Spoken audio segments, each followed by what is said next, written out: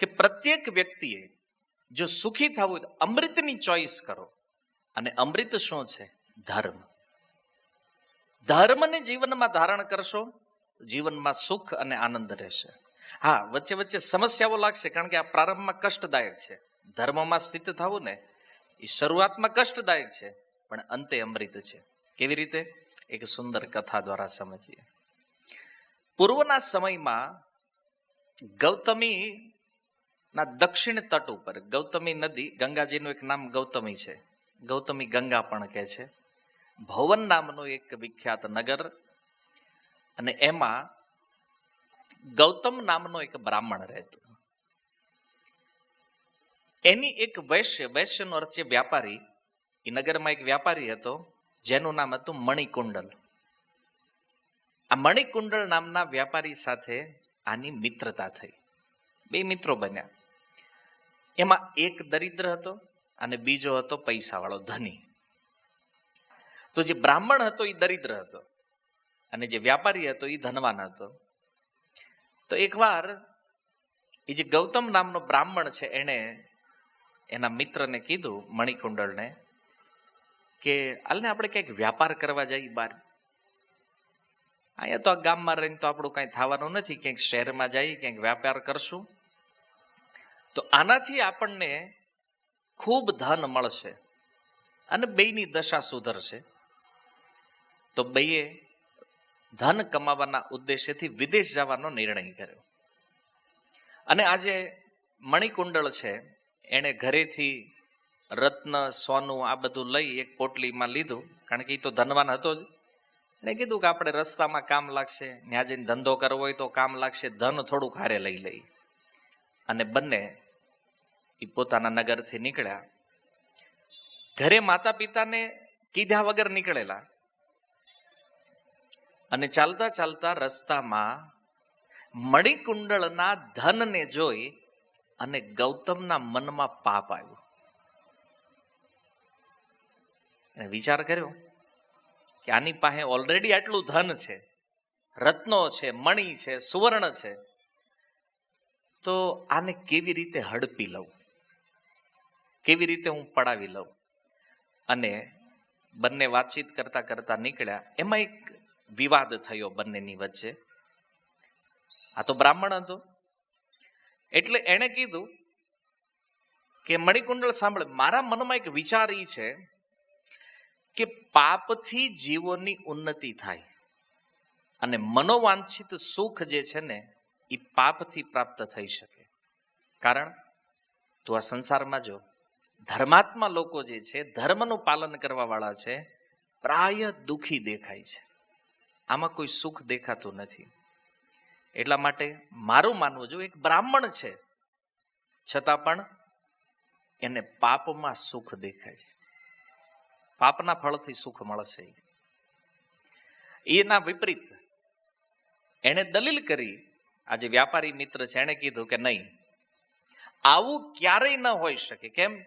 વસ્તુતઃ ધર્મમાં સુખ છે, પાપમાં કેવલ દુઃખ, ભય, શોક, દરિદ્રતા અને ક્લેશ જ રહે છે. એટલે જ્યાં ધર્મ છે ત્યાં મુક્તિ છે. તમે જો આ વાત આપણા પૂર્વજો આપણને શીખવતા કે અનિતિનું ધન ક્યારેય ઘરે ન લાવતા. હું કામ? કારણ કે આનાથી છે ને ઘરમાં ક્લેશ થાય. જો ધન ભલે તમે અનિતિનું લઈ આવ્યા, કોઈને પટાવીને તમે ધન લઈ આવ્યા હોય, પણ એ ધન જો ઘરમાં આવે ને તો ઝઘડો થાય. આ નિશ્ચિત છે, કારણ કે ક્લેશ પણ અધર્મનું જ પરિણામ છે. તો જ્યાં ધર્મ છે ત્યાં મુક્તિ છે. તો આ રીતે બેયની વચ્ચે વિવાદ થઈ ગયો ધર્મના તત્વ ઉપર. બ્રાહ્મણ કહે છે અધર્મમાં સુખ છે, વૈશ્ય કહે છે ધર્મમાં સુખ છે. તો શરત લગાડી બેયે. શરત એ હતી કે જેનો પક્ષ સિદ્ધ થાય, ધન એનું, જે પોટલી છે ધનની એની થઈ જાય. તો શરત લગાવી અને બંને મિત્રો આગળ ચાલ્યા. રસ્તામાં જે મળ્યા એને પૂછવા માંડ્યા, બતાવો ધર્મમાં સુખ છે કે અધર્મમાં સુખ છે? પૃથ્વી ઉપર ધર્મ બળવાન છે કે અધર્મ બળવાન છે? તો રસ્તા ઉપર જે લોકો આવતા એ કહેતા કે ભાઈ જો ધર્મ ઉપર જે લોકો ચાલે છે એને તો દુઃખ ભોગવવું પડે છે. આનાથી વિપરીત પાપી લોકો છે ને આ જગતમાં બહુ સુખી હોય ને આવું દેખાય છે. 4-5 જણાને પૂછ્યું હશે ને બધાનો આ મત આવ્યો. એટલે ઓલા બ્રાહ્મણે કીધું ધન આપી દે મને, કારણ કે શરત લાગી હતી. તો વૈશ્ય કીધું કાંઈ વાંધો નહીં, શરત તને એવું લાગે છે કે તું જીતી ગયો છો તો આ ધન તું રાખ. એને ધન આપી દીધું એના મિત્રને. હવે આગળ ચાલ્યા બંને. પણ જો આ જે વૈશ્ય છે આની ધર્મમાં બિલકુલ નિષ્ઠા છે, પૂર્ણ. ભલે એ બાજી હારી ગયો છતાં એ પોતાના ધર્મની પ્રશંસા કરતો રહ્યો. નહીં, લોકો ભલે કે ધર્મમાં સુખ નથી, પણ વાસ્તવિકતા એ છે કે ધર્મ જ મહાન છે. ત્યારે એ બ્રાહ્મણ કહે છે કે તે તારું જેટલું ધન હતું એ તું ગુમાવી ચૂક્યો છો બધું, અને છતાં પણ હજી તું તારા ધર્મ ઉપર અડીગ છો. અને તને જો તારા ધર્મ ઉપર એટલો વિશ્વાસ હોય તો હાલ બીજી શરત લગાડે. શું? તો કે હવે હાથની બાજી લગાવીએ, 2 હાથની. જો તું જીતી જાય તો તારે મારા હાથ કાપી નાખવાના, અને હું જીતી જાઉં તો હું તારા હાથ કાપી નાખીશ. જો પહેલા ધનની બાજી હતી, હવે હાથની બાજી લાગી છે. વૈશ્ય કીધું કાંઈ વાંધો નહીં, શરત મંજૂર. ફરીથી 2 આગળ વધ્યા ને રસ્તામાં જે લોકો મળ્યા એને પૂછવા લાગ્યા કે ધર્મના વિષયમાં શું કહો છો? તો કે ધર્મનું પાલન જે કરે એ દુઃખી દેખાય છે, અને અધર્મનું પાલન જે કરે એ સુખી દેખાય છે. ફરીથી આ વૈશ્ય શરત હારી ગયો, અને શરત અનુસાર એ બ્રાહ્મણે એ મણિકુંડળના 2 હાથ કાપી નાખ્યા. બંને હાથ કપાણા, અને પછી એને પ્રશ્ન કર્યો કે મિત્ર, હવે ધર્મના વિષયમાં તારું શું કહેવું છે? ત્યારે એ બ્રાહ્મણ એના પ્રશ્નને સાંભળી અને એ મણિકુંડળ કહે છે કે હું મારી વાત ઉપર અટલ છું. ધર્મ જ સૌથી શ્રેષ્ઠ છે, અધર્મ ક્યારેય શ્રેષ્ઠ નથી. અધર્મ ક્યારેય મુક્તિ ન આપી શકે, ધર્મ જ મુક્તિ કરે છે. અને આ જેટલા પણ દેહધારીઓ છે એના માતા પિતા સુહૃદ બંધુ જે કાંઈ કયો એ ધર્મ છે. એટલા માટે વ્યક્તિએ ધર્મનો ક્યારેય ત્યાગ ન કરવો જોઈએ. અને આ પ્રમાણે 2માં વિવાદ ચાલતો રહ્યો. બ્રાહ્મણ ધનવાન થયો, આ વ્યાપારીએ ધનની સાથે સાથે પોતાના હાથ પણ ખોયા. 2 જેવો ધર્મનું પાલન કરે ને એને પ્રારંભમાં કષ્ટ ઉઠાવવું પડે. એને ડાયરેક્ટ કોઈ વ્યક્તિ ધર્મને ધારણ નથી કરતા, કષ્ટ ઉઠાવ્યા વગર કોઈના જીવનમાં ધર્મ સ્થાપિત થતો નથી. અને આ રીતે ભ્રમણ કરતા કરતા બંને એ ગૌતમી ગંગાના તટ ઉપર, જ્યાં ભગવાન યોગેશ્વરનું સ્થાન છે, એ સ્થાન ઉપર પહોંચ્યા. અને ત્યાં પાછો 2માં વિવાદ પ્રારંભ થયો. બ્રાહ્મણ અધર્મનો પક્ષ લે, આ વ્યાપારી ધર્મનો પક્ષ. અને આ વખતે બ્રાહ્મણને બહુ ક્રોધ થયો, અને ક્રોધમાં ખીજાવા માંડ્યો. તારું ધન ગયું, 2 હાથ ગયા, હવે જો ધર્મથી અનુકૂળ કોઈ વાત બોલ્યો અથવા અધર્મથી વિપરીત કાંઈ વાત બોલ્યો તો તલવારથી તારું માથું કાપી નાખી. હવે માથું કાપવા સુધી વાત આવી. પહેલા તો શરત હતી, હવે કીધું અધર્મથી વિરુદ્ધ કોઈ વાત ન હોવી જોઈએ, કારણ કે અધર્મ જ શ્રેષ્ઠ છે. જો બોલીશ ને તો મસ્તક ઉતારી લઈશ. વૈશ્ય હસવા લાગ્યો. એને ફરીથી બ્રાહ્મણને ચેલેન્જ આપી અને કીધું કે હું ધર્મને જ મોટો માનું છું, તારી જે ઈચ્છા હોય એ તું કરી લે. જે બ્રાહ્મણ ગુરુ, દેવતા, વેદ, ધર્મ અને ભગવાન વિષ્ણુની નિંદા કરે છે એ પાપાચારી મનુષ્ય સાક્ષાત પાપનું સ્વરૂપ છે. આટલી વસ્તુની નિંદા ક્યારેય ન કરવી જોઈએ. બ્રાહ્મણ, ગુરુ, દેવતા, વેદ, ધર્મ અને ભગવાન, આની જે નિંદા કરે ને સાક્ષાત પાપ સ્વરૂપ છે. પાપનું એ હાલતું ચાલતું રૂપ છે. આ સ્પર્શ કરવા યોગ્ય નથી. આવા માણાને ટચ ન કરવું, અડવું ન જોઈએ આને ક્યારેય.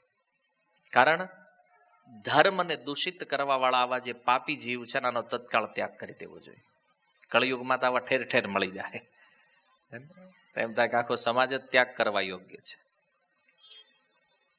બ્રાહ્મણને બહુ ક્રોધ આવ્યો અને કીધું કે જો તું ધર્મની પ્રશંસા કરે છો તો આ વખતે પ્રાણોની બાજી લાગી જાય. કીધું જો તું જીતીશ તો હું પ્રાણ ત્યાગ કરીશ, અને જો હું જીતીશ તો તારે પ્રાણ ત્યાગ કરવા પડશે. વૈશ્યએ કીધું ઠીક છે, કાંઈ વાંધો નહીં. પ્રાણોની શરત લાગી અને પછી પાછું લોકોને પ્રશ્ન માંડ્યા કરવા. લોકોએ પહેલાની જેમ જ ઉત્તર આપ્યો, અધર્મ શ્રેષ્ઠ છે.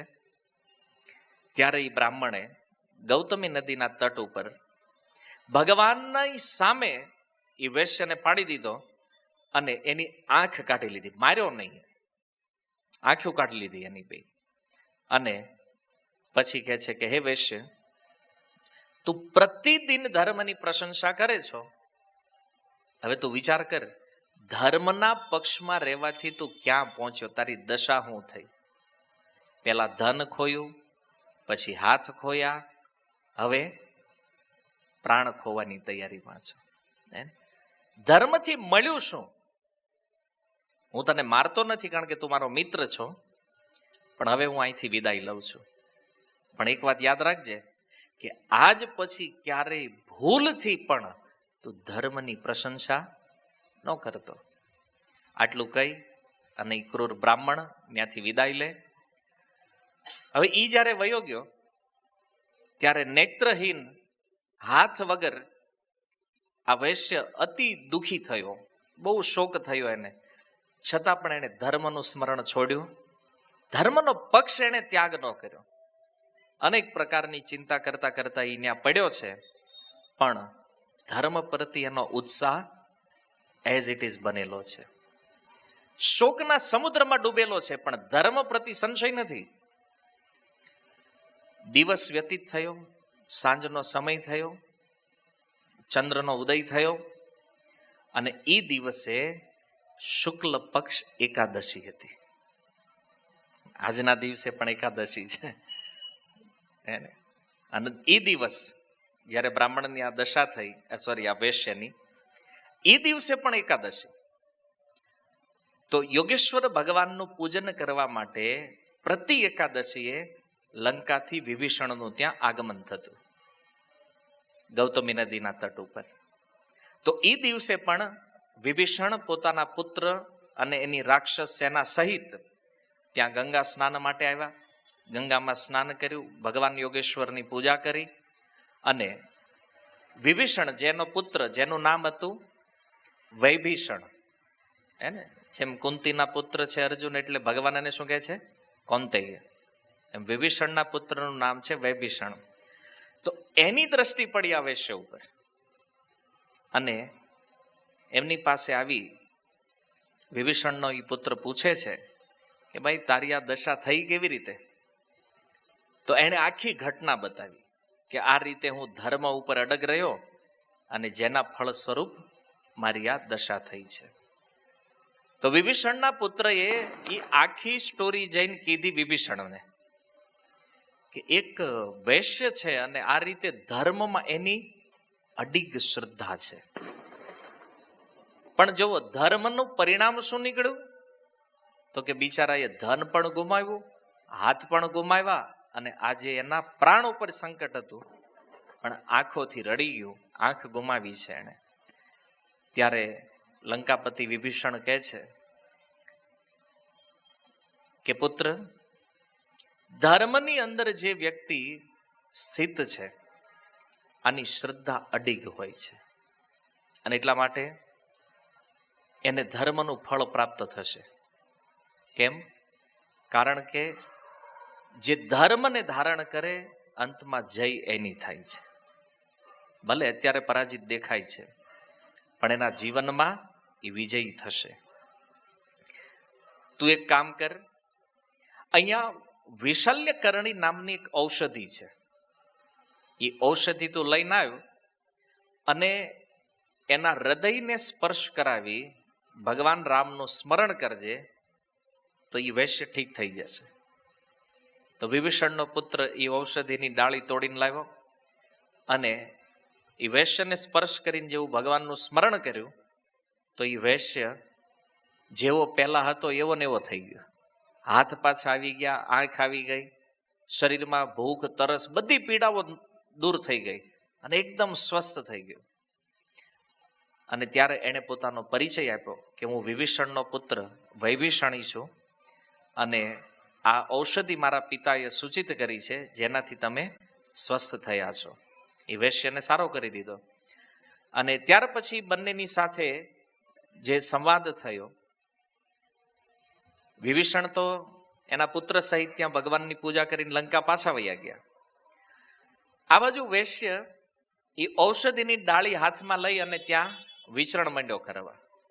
ચાલતા ચાલતા એક નગરમાં એણે પ્રવેશ કર્યો, જે નગરનું નામ હતું મહાપુર. અને આ મહાપુરની અંદર એક રાજા નિવાસ કરે છે જેનું નામ હતું મહારાજા. એને એક કન્યા હતી, જન્મથી અંધ, એને દ્રષ્ટિ નહોતી. એટલે રાજાએ એવું એલાન કરેલું કે કોઈ પણ દેવતા, દાનવ, બ્રાહ્મણ, ક્ષત્રિય, વૈશ્ય, શૂદ્ર, નિર્ગુણ કે ગુણવાન કોઈ પણ જો મારી કન્યાની દ્રષ્ટિ પાછી લાવી દે તો આ રાજ્ય એનું, આ કન્યા એની, સર્વસ્વ એને સમર્પિત કરી દઈશ. કારણ કે પુત્ર તો હતો નહીં રાજાને, એક કન્યા હતી, એ અંધ હતી જન્મથી. તો ફરતા ફરતા આ મણિકુંડળી નગરમાં પ્રવેશ કર્યો અને એને જ્યારે આ ખબર પડી ત્યારે એણે એ રાજાના સૈનિકોને કીધું કે હું તમારી રાજકુમારીને ઠીક કરી શકું છું, રાજાને જઈને સૂચના આપો. અને રાજાને જ્યારે આ સંદેશ મળ્યો ત્યારે એણે આ મણિકુંડળને ત્યાં બોલાવ્યો અને કીધું કે તું આને સારી કર. તો એણે જે ઔષધિ લઈને ગયા હતા એને સ્પર્શ કરાવી, ભગવાન રામનું સ્મરણ કર્યું અને એ રાજકુમારીને નેત્ર પુનઃ પ્રાપ્ત થયા. રાજા એટલા પ્રસન્ન થઈ ગયા, એ રાજકુમારી સાથે એના વિવાહ કરાવી દીધા અને એ રાજ્ય જે છે એનો આ રાજા બની ગયો. તો વિચાર કરો, ધર્મ પ્રારંભમાં કષ્ટ આપે છે પણ અંતમાં પરિણામ અમૃતમય છે. તો મણિકુંડળના જીવનમાં ઓલો ધન લઈને ગયો, એનો મિત્ર કેટલુંક લઈને ગયો, ધન એક પોટલી લઈને ગયો ને, અહીંયા જુઓ આખું રાજ્ય પ્રાપ્ત થયું છે. હે, એટલા માટે શાસ્ત્ર કહે છે યતો ધર્મ સતો જય. જ્યાં ધર્મ છે વિજય ત્યાં જ રહેશે. એટલા માટે જીવનમાં સુખ પ્રાપ્ત કરવું છે તો ધર્મનો ક્યારેય પરિત્યાગ ન કરવો જોઈએ. હજી એક પ્રશ્ન થાય, લોકો ધર્મ છોડે શા માટે? શું કામ ધર્મ છોડી દઈએ છીએ આપણે? લાલચ. જો એ બ્રાહ્મણે લાલચમાં પોતાના ધર્મનો ત્યાગ કરી દીધો, એમ આપણે પણ ધર્મ છોડીએ છીએ કોઈને કોઈ લાલચમાં. શું લાલચ છે? આજે તમે જુઓ, કોઈ વ્યક્તિને તમે એક નાનો મોટો ચમત્કાર બતાવી દો, લાખોની ભીડ એમાં લાગી જાય. કાંઈ ખબર હોય કે ન હોય, તમારે ખાલી એટલું કહેવાનું કે અહીંયા માથું નમાવો, તમારી જે ઈચ્છા હોય ની પૂરી થઈ જાય, ખાલી બોર્ડ મારી દો. ભીડ ચાલુ, કોઈ નહીં પૂછે અહીં શું છે, હે ને? કોઈ પ્રશ્ન નહીં કરે, શું કામ અહીંયા પ્રણામ કરો તમે ભાઈ? બસ એક વ્યક્તિ આવ્યો ને એને કીધું કે આપણું કામ થઈ ગયું એટલે વાહે લાઈન ચાલુ, ઘેટાની જેમ. જોયું છે ને ઘેટા, એક ઘેટું કૂદે એટલે ત્યાં બીજું કૂદે. એટલે ભરવાડ જે હોય ને એ જંગલમાં ઘેટા ચરાવવા જાય ને પછી એને ટાઈમ હોય એટલે એ શું કરે, બે ઝાડની વચ્ચે એક લાકડી રાખે. એટલે ઘેટા આવતા હોય ને એટલે પેલું ઘેટું કૂદે, પછી બીજું કૂદે એની વાહે, ત્રીજું કૂદે, પછી લાકડી લઈ લે તો ચોથું કૂદે, ભાઈ પાંચમું કૂદે, એ આખી લાઈન કૂદે. એમ એમ ધર્મની આ દશા છે કળિયુગ. એક ચમત્કાર ખાલી બતાવી દો, લાખોની ભીડ વળી જાય એડ પાસે. એક મંદિર અહીંયા જાવ તો પૈસા વાળા થઈ જાવ, થાવ કે નહીં, બાકી ભીડ ચાલુ થઈ જાય, ગેરંટી નથી. ધર્મને માનો શું કામ? એક આ લાલચ. બીજું શું છે? ફેસિલિટી. આજે આપણે ધર્મ છે ને સુવિધા વાળો જોઈએ છે. તો આપણે ધર્મને ફોલો કેવી રીતે કરીએ છીએ ખબર? આપણા એક ફોને મંદિરમાં રૂમ બુક થઈ જતી હોય, આપણા જમવાની વ્યવસ્થા થઈ જતી હોય, પછી એ મંદિર ભલે પાખંડનો અડ્ડો હોય તો આપણા માટે એ જ સારું છે. કેમ? કારણ કે આપણી રૂમ બુક થાય. ભાઈ એક ફોન કરવી એટલે આપણું કામ થાય. લાલચ. તમને ધર્મમાં રુચિ નથી, તમારી સુવિધામાં રુચિ છે, એટલે ધર્મને માનો છો. ત્રીજું છે ચમત્કાર. માની લો કે આની ઉપાસના કરશું કે ઓલાની ઉપાસના કરશું તો કે આનાથી આપણા દુઃખ વયા જાય, આપણા જીવનમાં સુખ જ સુખ આવશે. લાલચ, સુખની લાલચ એ ધર્મનું પાલન કરે છે. તમે જુઓ, ધર્મના પાલનમાં સુખ છે સુખ? આ મણિકુંડળ આટલો દુઃખી થયો હોત? દુઃખ છે, ભલે અંતે અમૃત છે, પણ આપણે જે સુખ સુવિધાઓને લઈને જે ધર્મની ચોઈસ કરી છે એનું પરિણામ શું છે ખબર? ધર્મની વ્યાખ્યા આપણને ખબર નથી. અચ્છા, કોઈને પૂછો ધર્મ છે શું, બતાવો.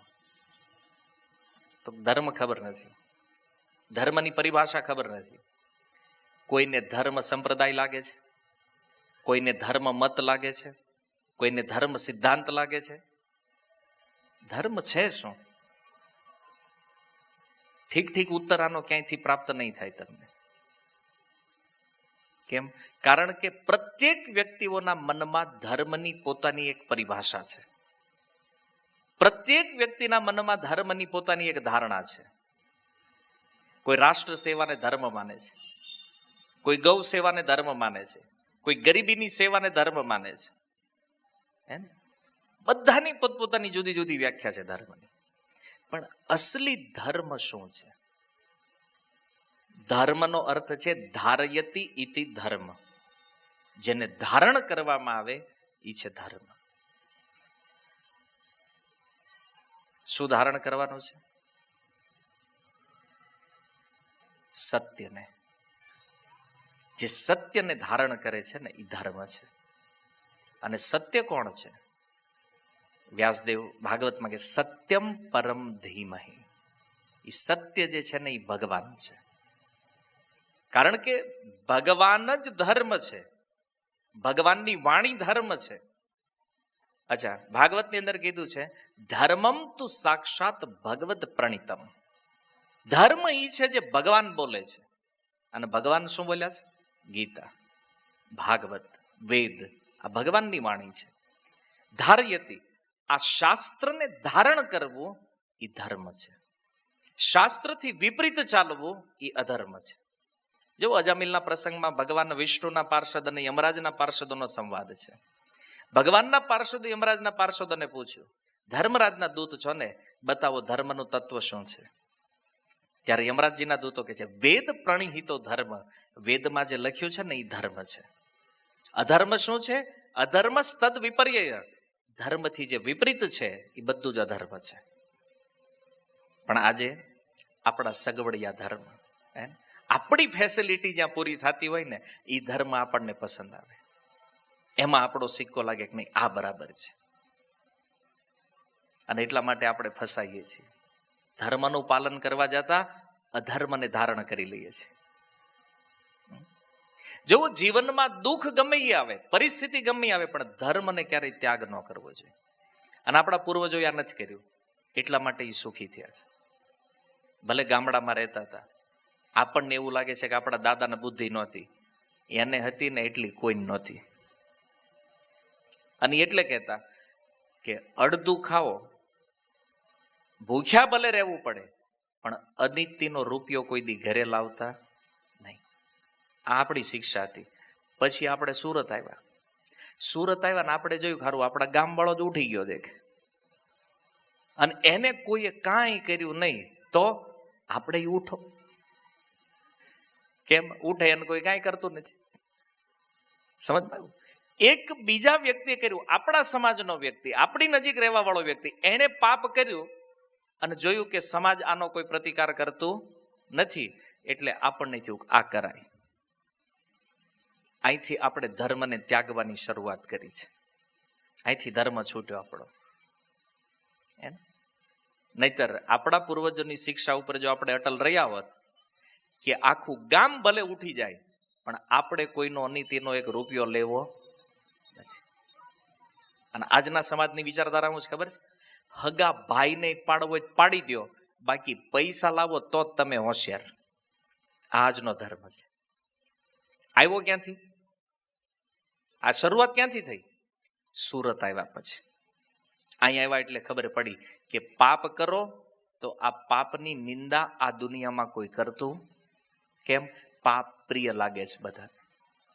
એટલે ઓલી દાદાએ જે ગામડે શિખામણ આપી તેની ભૂલાઈ ગયું. એ નીતિ ગઈ હે ને? અને આજે આખો સમાજ રોવે છે. આખો સમાજ આજ અંદરથી દુખી છે. બહારથી ભલે બહુ આર્થિક વિકાસ દેખાતો હોય, બહુ સારા સારા બિલ્ડિંગો, બંગલાઓ, ફર્નિચર દેખાતું હોય, પણ અંદર જે પીડા છે ને કોને કહેવા જાય? કારણ કે બધાની એક હરખી છે. અચ્છા, એક એક્ઝામ્પલ આપું. બાળકો યુવાન થાય કે એના વિવાહની ચિંતા છે કે નથી હરેક માતા પિતાને? એમ ચિંતા શું છે ખબર છે? થાતું નથી, થઈ ગયા પછી ટકશે કે નહીં આ ઉપાધિ મોટી છે કે નથી? છોકરા મોટા થાય ને તો આજથી 50 વર્ષ 30 વર્ષ પહેલા બાળક યુવાન થાય ને તો માતા પિતાને એમ થાય કે હા હવે આના વિવાહ કરાવશું, આપણા જીવનમાં સુખ આવશે, શાંતિ આવશે. અને આજ મોટું થાય ને તો ટેન્શન આવે એમ કે આનું ટકશે નહીં ટકે, કેટલી વાર કરવું પડશે. આ ઉપાધિ છે કે નથી બધાને? આખો સમાજ દુખી છે. તોય આપણને એવું લાગે છે કે આપણે પ્રગતિ કરીએ છીએ. બોલો, કેટલા વેમમાં જીવીએ છીએ. અને આ વેમ શું કામ આવ્યો છે ખબર? ધર્મ જીવનમાંથી નીકળી ગયો એટલે. કારણ કે ગીતા કહે છે અધ્યાય 1 અધર્મો અભિભવાત કૃષ્ણ. કુળમાં જ્યારે અધર્મ પ્રવેશ થાય ને કુટુંબની અંદર, ત્યારે દુઃખનો પ્રારંભ થાય. આજ બાળકોમાં બગાડ લાગે છે આપણને. ધનના કારણે નથી આવ્યો. ઘણાને એવું લાગે છે કે ઇન્ટરનેટ આવ્યું એટલે બધું બગડી ગયું. ઇન્ટરનેટથી બગાડ નથી આવ્યો. આ બગાડનું કારણ અધર્મ છે. ભગવદ્ ગીતા કહે છે. ભલે આનો થોડોક રોલ હશે, પણ મૂળ કારણ શું છે? અધર્મ. અને શા માટે બાળકો નથી માનતા? કારણ કે એને જોયું કે અમારા માતા પિતા જ ધર્મનો ત્યાગ કરી ચૂક્યા છે, પછી આપણે શું લેવા દેવા છે? એક જ પેઢીમાં રિએક્શન દેખાણું. મેં કીધું ને, કર્મ અહીંયા જ દેખાય. આપણે શું ઇન્વેસ્ટ કર્યું છે ને અને શું પામવાના છીએ અહીંયા નહીં ખબર પડશે.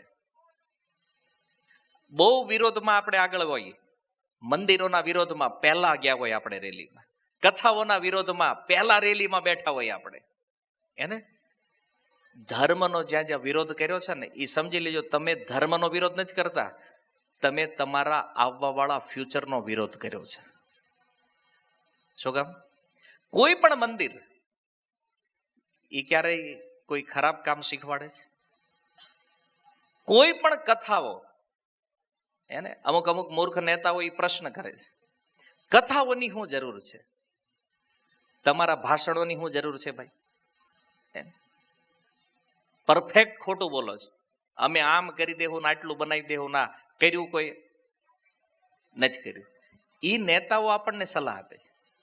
કથાની શું જરૂર છે સમાજને? અરે ભાઈ, કથામાં ક્યારેય કોઈ કથાકારે કીધું કે દારૂ પીવાય, તમાકુ ખવાય, આવું કીધું કોઈ દી કથામાં? નથી કીધું. ભલે કથામાંથી કોઈ સુધરે કે ન સુધરે, બગડવાના જ નથી ન્યા દે. આ કન્ફર્મ છે કે નહીં? હે ને? મંદિરોમાં જઈને કોઈ સુધરે કે ન સુધરે, બગડવાના જ નથી. ધર્મના સ્થાનમાં તમે અહીં પ્રવચન સાંભળવા બેઠા છો, તો અહીંયા તમે જે સમય આપો છો, આનાથી તમારામાં સુધાર આવે કે ન આવે, બગાડ તો નહીં થવાનો. આ કન્ફર્મ છે ને? અચ્છા, ધર્મ માટે વ્યર્થ વ્યય કરેલું જે ધન છે, આ ધન જે છે ને એ આપણા ભવિષ્યનું ઇન્વેસ્ટમેન્ટ છે. કારણ કે આજે જો ધર્મનું કોઈ સ્થાન જીવિત હશે તો એના આશ્રયમાં રહી અને આવવાવાળી પેઢીમાં ધર્મ સ્થાપિત થશે. બાકી જો આજ બધું નષ્ટ કરી નાખશો ને, ક્યાંથી લાવશો ધર્મને? અને તમે જે વિચાર કરો છો કે અમેરિકા જેવા સમાજનું નિર્માણ કરવું છે, દુનિયામાં સૌથી વધારે આત્મહત્યાનો દર સૌથી ઊંચો અમેરિકામાં છે. ગૂગલ કરી લેજો જોઈ. આપણને એવું કે પશ્ચિમના દેશો જેવો સમાજ નિર્માણ કરવો છે, પશુઓનો સમાજ છે. તમે મનુષ્ય છો, પશુ બનવું છે, આ પશુ બાજુની પ્રોગ્રેસ છે. આ ધર્મને છોડીને કોઈ પણ પ્રગતિ કરશો એ પશુઓની પ્રગતિ છે. અને એનું પરિણામ જે ભગવાન કહે છે વિષ, દુઃખ સિવાય બીજું કઈ આવવાનું નથી. હાલો, આપણને એમ છે કે આર્થિક વિકાસ વધ્યો છે, આત્મહત્યાનો દર વધ્યો છે કે ઘટ્યો છે? વધ્યો છે. પૈસા વધ જો સુખ આવી જતું તો મરે શું કામ? શું કામ મરે છે? અને મરવા વાળા કોણ છે ખબર છે? કોઈ ગરીબ ઝૂંપડીમાં રહેવાળો આત્મહત્યા નથી કરતો. એસી ગાડી, એસી ફ્લેટ, એસી ઓફિસમાં બેસવાળા વ્યક્તિઓ છે ને, મરવા વાળા આ છે સૌથી વધારે. રિસર્ચ કરી લેજો. આ બધું હવે ઇન્ટરનેટમાં બધું ઓનલાઈન છે. શું કામ મરે છે માણસ? ધર્મના અભાવમાં. કારણ કે ધર્મ જે છે ને એ મનુષ્યનું પોષણ છે, એનું જીવન છે.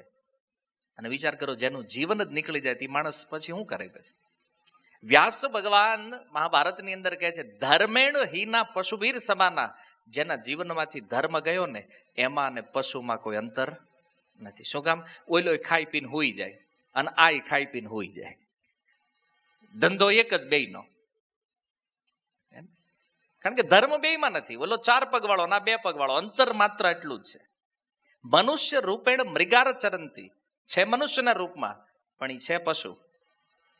ધર્મથી વિહીન છે.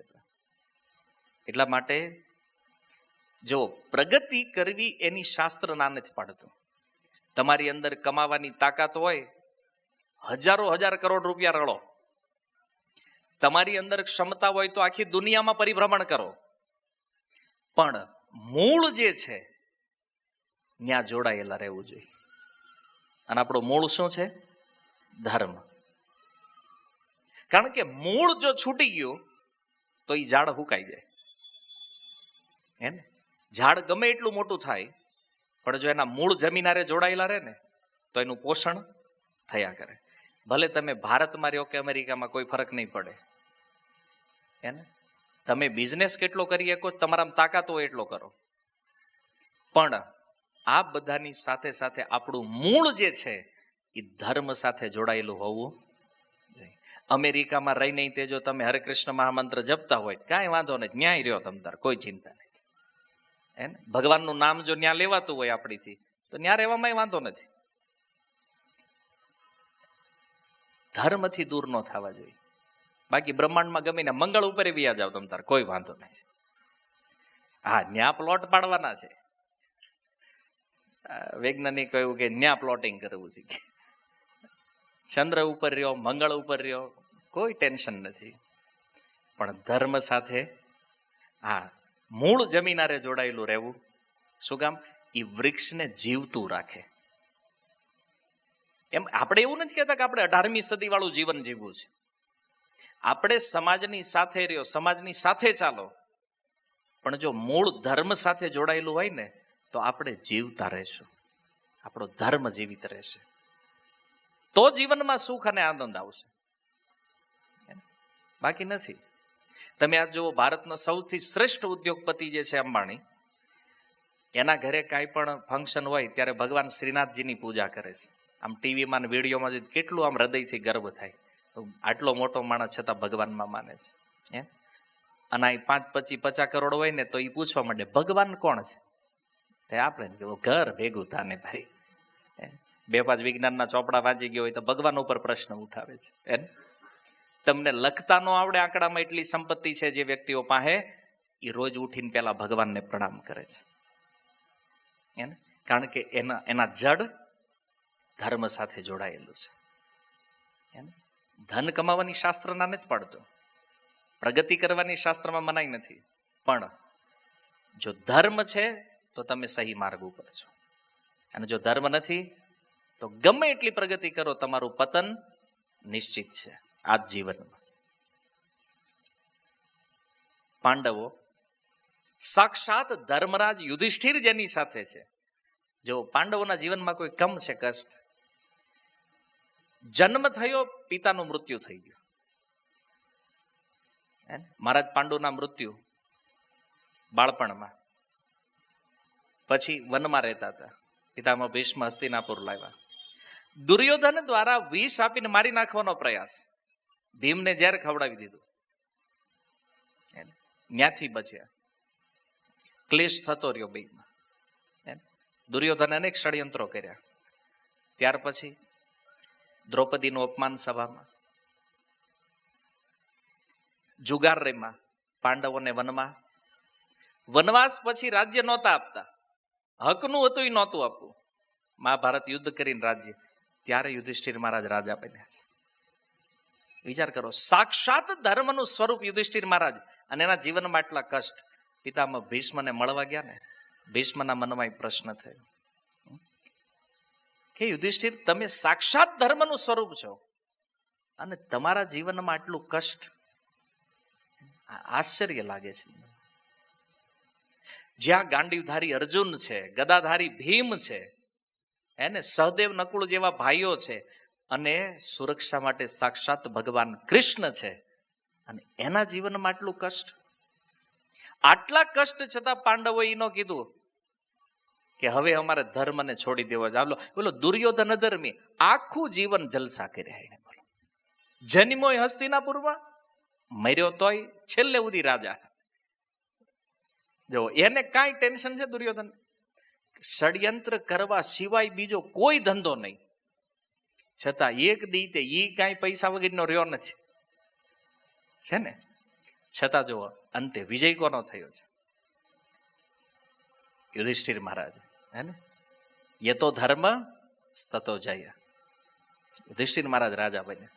કૌરવ આખું કુળ વિનાશ થઈ ગયું. છેલ્લે પાણી પાવા વાળું કોઈ ન રહ્યું, પિંડદાન કરે એવું કોઈ ન રહ્યું, બધું નાશ થઈ ગયું. આ અધર્મનું પરિણામ છે.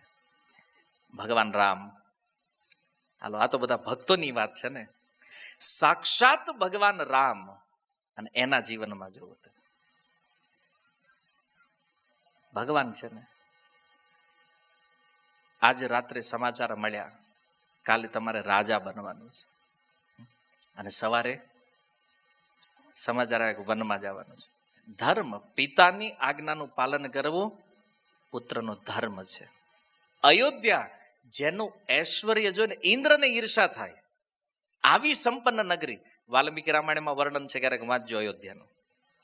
ભગવાન રામનો પલંગ એટલો સુંદર હતો ને, ઇન્દ્ર ઇત્યાદિ દેવતાઓ ભગવાનનો બેડ જોવા આવતા અયોધ્યામાં. એને સ્વર્ગના ભોગને ફીકા પાડી દે આવી અયોધ્યા. એક ક્ષણમાં ધર્મ માટે ભગવાને ત્યાગ કરી દીધો. રાજધર્મનું પાલન જે ભગવાન રામે કર્યું છે. પછી તો આવ્યા, રાવણનો વધ કરીને પાછા આવ્યા, રાજા બન્યા. ખાલી અયોધ્યામાં એક અપવાદ ઉઠ્યો સીતાજીના ચરિત્રને લઈ. ભગવાને સીતાનો પ્રાણ પ્રિય પત્ની, છતાં ભગવાનને ત્યાગ કરી દીધો. ત્યાર પછી ભગવાન રાજા બની રહ્યા, અને કાળ મનુષ્યનું રૂપ લઈ ભગવાનને મળવા આવે, અને એ મીટિંગમાં વિક્ષેપ કરવાના કારણે ભગવાને પ્રાણપ્રિય લક્ષ્મણનો પણ ત્યાગ કર્યો. જેવો રામાયણ, ભગવાને ક્યાંય ધર્મને નથી છોડ્યો. ભલે પોતાની પત્નીને છોડવી પડી, પુત્રોનો ત્યાગ કરવો પડ્યો, પોતાના ભાઈનો ત્યાગ કરવો પડ્યો, સાક્ષાત અયોધ્યાનો ત્યાગ ભગવાને કર્યો, પણ ધર્મ નથી છોડ્યો. અને એટલા માટે આજે તે રાજાનું નામ લઈ તો કોણ યાદ આવે? ભગવાન રામ. ગાંધીજીએ કીધું ને કે ભારત જો આઝાદ થશે ને તો અમે રામ રાજ્યની સ્થાપના કરશું. પણ દુર્ભાગ્ય એ હતું કે કોંગ્રેસ રામને ભૂલી ગઈ. રામ રાજ્ય લાવવું હતું, પણ રામ નહીં કે આવે. કોર્ટમાં કેસ પણ થયો, રામ કાલ્પનિક છે, રામ વગરનું રામ રાજ્ય. કલ્પનાઓ તો હતી રામ રાજ્ય. આજે પણ લોકો ચાહે છે કે રામ રાજ્ય આવે. શું કામ? કારણ કે આદર્શ રાજા જેને ધર્મને જીવનમાં ધારણ કર્યો છે. પરીક્ષિત મહારાજ, યુધિષ્ઠિર મહારાજ એવા રાજાઓ છે જેણે જીવનમાં ધર્મને ધારણ કર્યો. ધર્મથી વિપરીત કોઈ કાર્ય આ લોકોના જીવનમાં નથી જોવું. એટલા માટે પ્રારંભમાં ભલે થોડું કષ્ટ લાગે, થોડું કડવું લાગે, પણ આનો અંત કેવો છે? અમૃતમય છે. એટલા માટે ધર્મની જય છે હંમેશા. તો સુખી થવા માટે સૌથી શ્રેષ્ઠ ઉપાય છે ધર્મને જીવનમાં ધારણ કરો. નહીતર ગમે એટલો પ્રયાસ કરશો, દુઃખ સિવાય બીજું કઈ આવવાનું. હા, કારણ કે આ ભૌતિક ભોગ જે વિષય રૂપ વિષ સ્વરૂપ જે છે એ પ્રારંભમાં ભલે અમૃત જેવા લાગે છે, પણ આનો અંત કેવો છે? વિષમય. દુર્યોધનનો અંત જોવો, રાવણનો અંત જોવો, અને આ જે કથા આપણે જોઈ ગૌતમનો અંત જોવો તમે. અધર્મ ક્યારેય સુખ આપી શકે નહીં. તો આ સિદ્ધાંતને ભગવાન ગીતામાં કહે છે. એટલા માટે પ્રત્યેક મનુષ્યનું એ કર્તવ્ય છે કે ધર્મને ધારણ કરે. હરે કૃષ્ણ. શીલ પ્રભુપાદ કી. નિતાય ગૌર પ્રેમાનંદે.